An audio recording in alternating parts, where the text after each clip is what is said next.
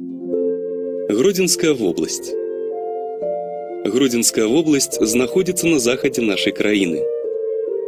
У Гродні шмат старажытных будынкаў і архітэктурных помнікаў.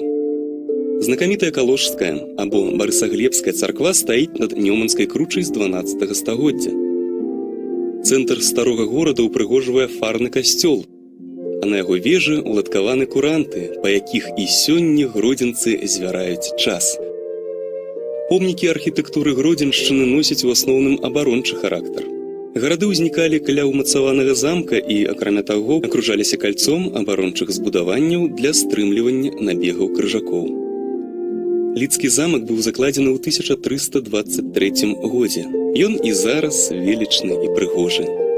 Летам тут традыцыйна ладзяцца рыцарскія турніры, а зімой ва ўнутраным двары заліваецца каток. Ад Крэўскага замка, таксама пабудаванага ў 14 стагоддзі, захаваліся толькі руіны, сведкі многіх гістарычных падзей.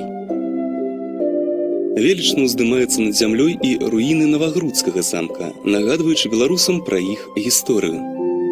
Навагрудак быў першай сталіцай магутнай дзяржавы, Вялікага княства Літоўскага. Мірскаму замку больш за 5 стагоддзяў.